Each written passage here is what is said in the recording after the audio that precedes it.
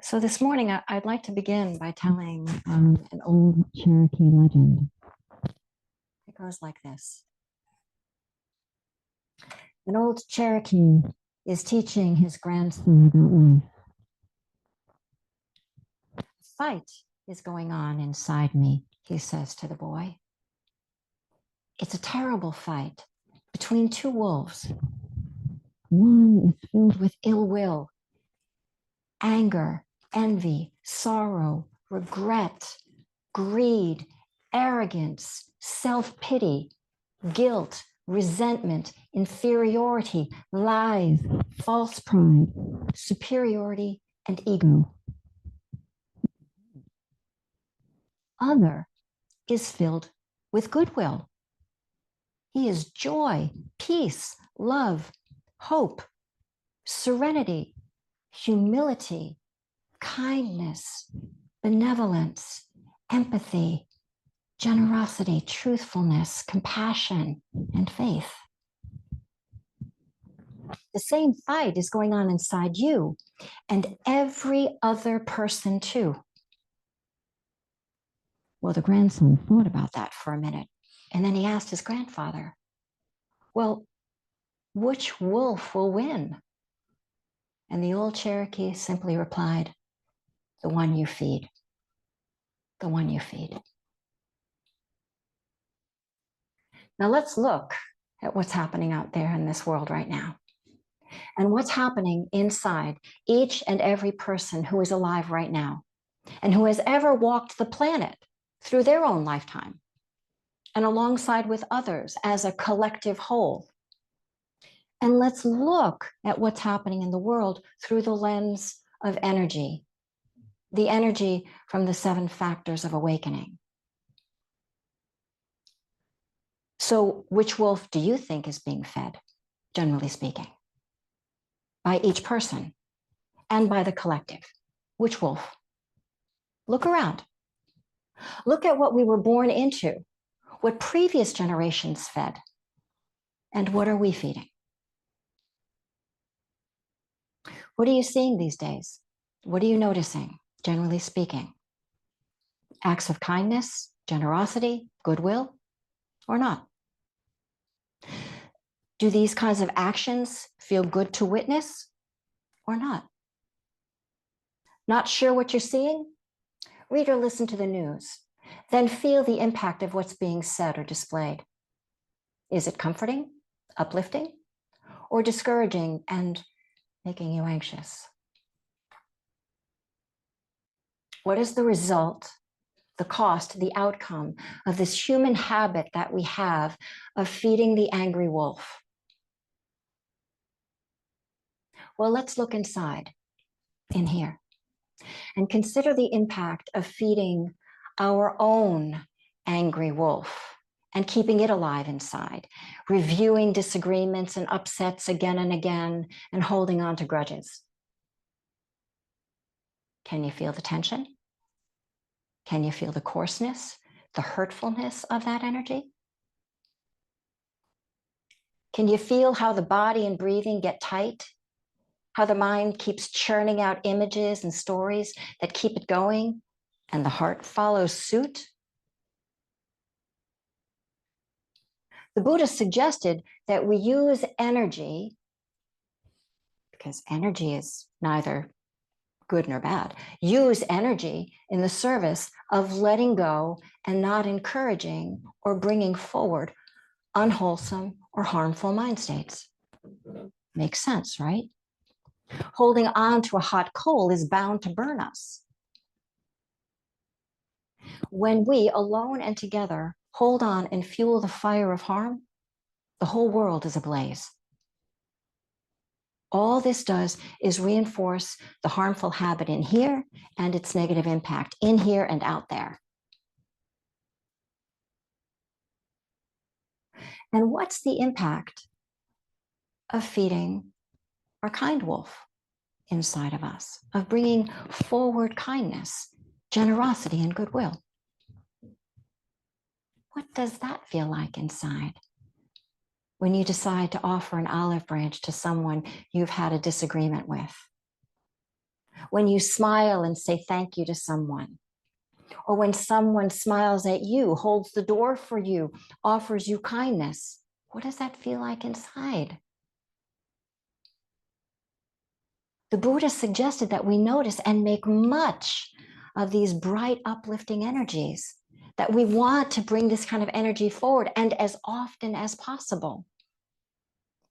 This energy stems the tide of our unhelpful habits and our harmful efforts, their harmful effect.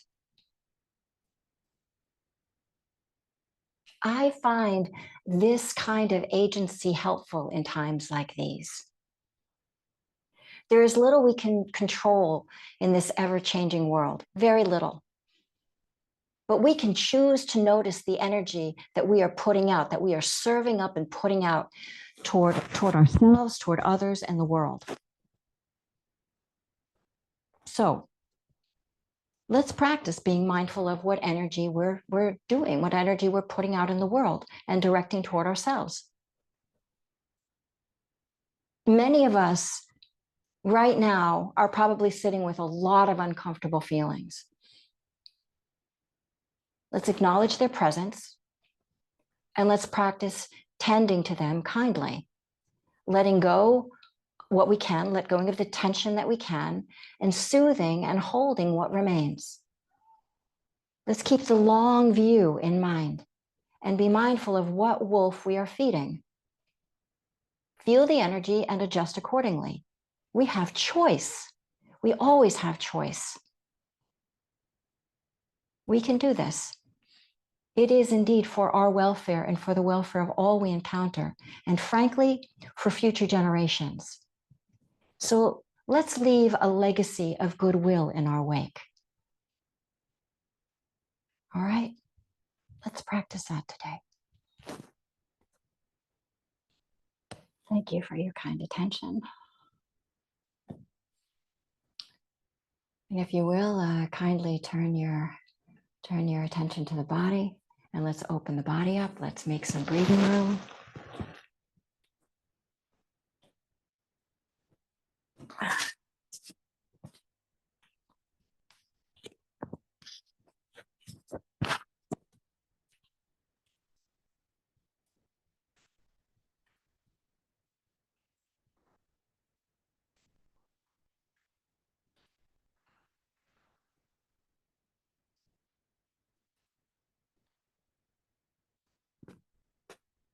See what tensions we can let go of before we even begin to sit.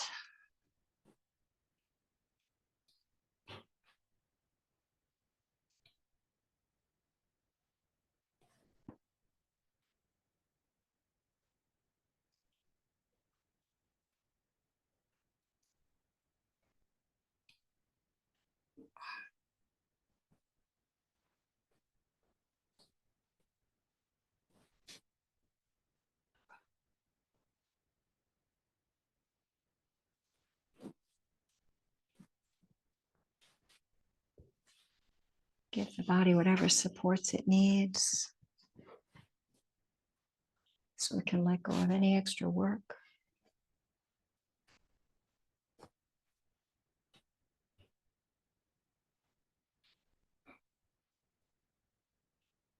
Gently close the eyes, and on the next inhalation, bring the attention into the interior and feel how the body is breathing in and expanding, opening on the inhalation, and on the exhalation, how the body softens and settles all the way down the exterior onto the ground.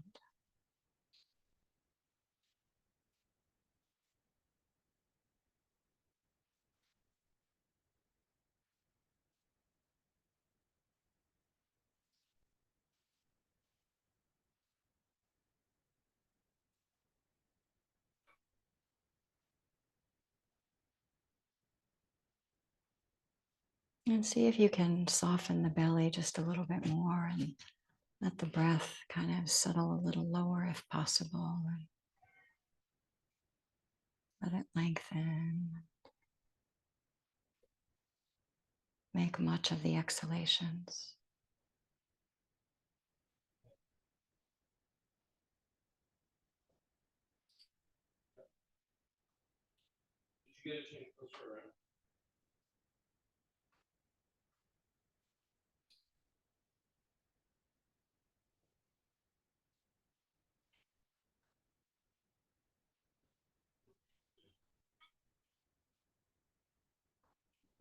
And see if you might soften the attitude a bit and bring forward a bit more kindness, tenderness.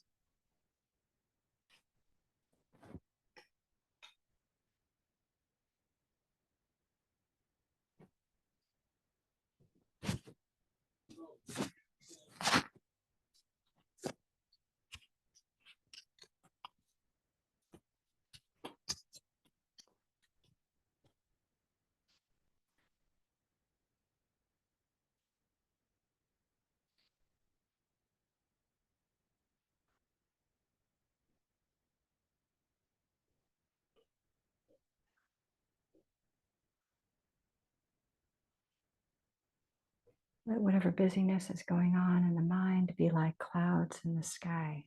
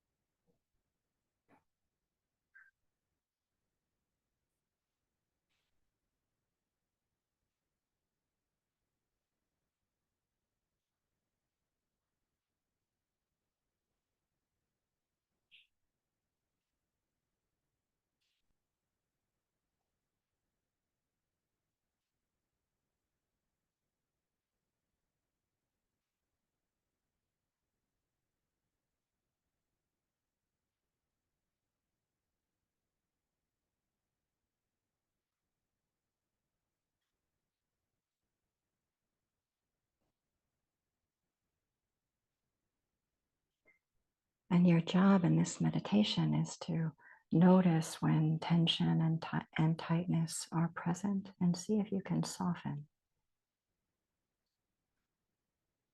Soften around it.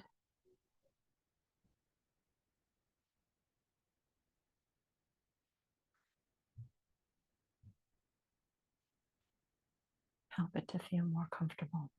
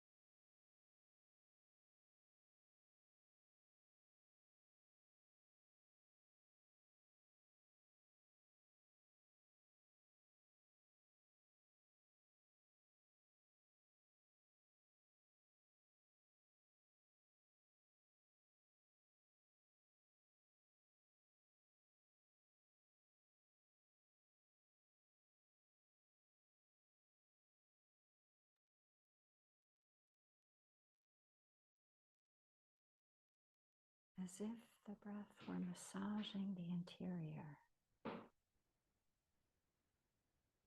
gently softening and soothing all the places that felt tense and tight.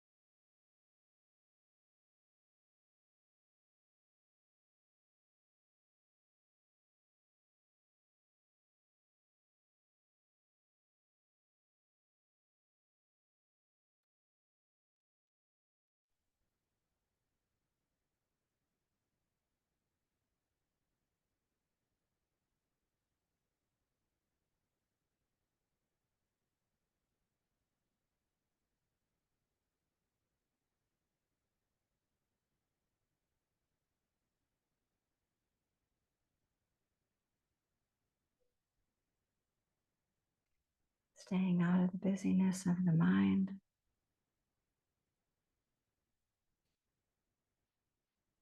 softening around whatever is here.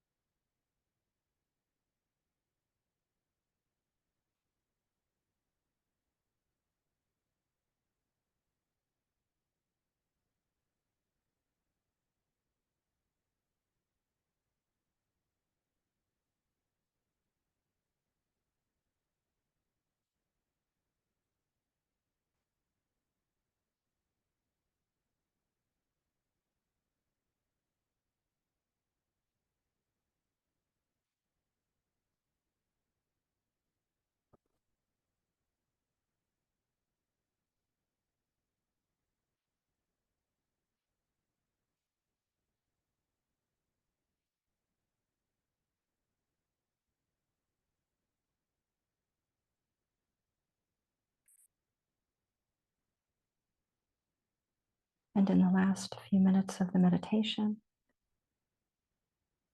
settle back. Let go of that instruction and just feel into the body sitting here.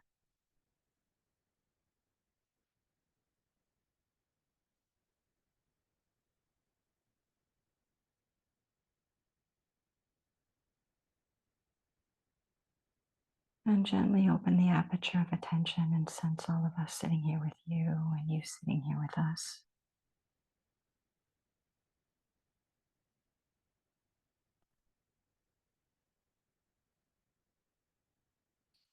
Each of us making room for ourselves and each other to be just as we are.